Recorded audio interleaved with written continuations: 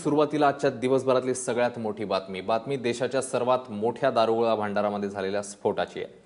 वर्ध्यातल्या पुलगावमध्ये असलेला दारुगोळा भांडार स्फोटाने हादरलाय, ज्याच्यामध्ये लेफ्टनंट कर्नल दर्जाच्या अधिकाऱ्यांसह 20 जण शहीद झाले तर 19 जणांची प्रकृती गंभीर असल्याचंही बोललं जात आहे। काल मध्यरात्री या ठिकाणी सुरुवातीला आग लागली। आगीवर नियंत्रण मिळवण्याकरता अधिकारी दारुगोळा भांडारमध्ये पोहोचले, मात्र वेअरहाऊसचं दार उघडताच मोठा स्फोट झाला आणि अधिकाऱ्यांना वीरमरण आलं।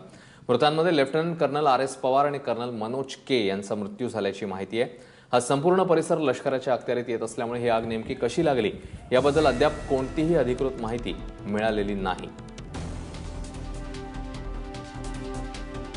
आजूबाजूची 2 गावं यामध्ये स्थलांतरित करण्यात आली आहेत। सध्याच्या माहितीनुसार 20 जवान शहीद झाले आहेत आणि 19 जण जखमी आहेत। काही जणांची प्रकृती गंभीर आहे। 2 अग्निशमनच्या गाड्यांसह अनेक वाहनं स्फोटात खाक झाल्याची देखील घटना समोर आली। आणि या सगळ्या संदर्भातली ताजी स्थिती जाणून घेऊया। रजत वशिष्ठ आपले प्रतिनिधी थेट तिकडून आपल्या सोबत आहेत। रजत, काय अपडेट्स आहेत आताचे?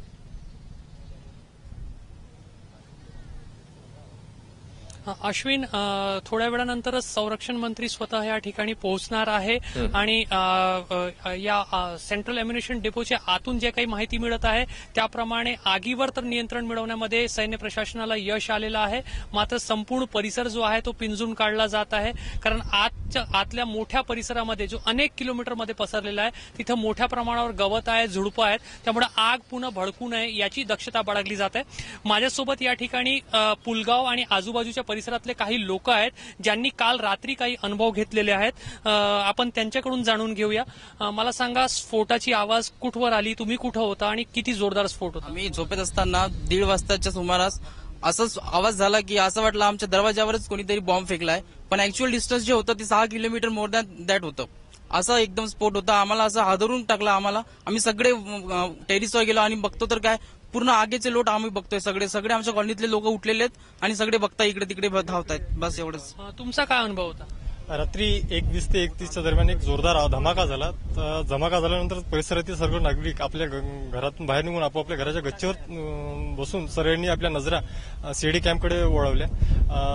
किती किलोमीटर लांबपर्यंत हा लांब जनरली जे फोन कॉल आले लोकांचे जवळपास 30 ते 35 किलोमीटरचा परिसर यांनी आवाजाने घेतला असं मला वाटतं। या एम्युनिशन डेपोमध्ये मोठ्या प्रमाणावर कर्मचारी राहतात, त्यांचे क्वार्टर्स आहेत, मात्र स्फोट झाल्यानंतर सर्वांना क्वार्टर रिकामे करायला लावण्यात आले आणि सर्वजण जे आहे ते पुलगाव रेल्वे स्टेशनवर शरणसाठी गेलेले होते।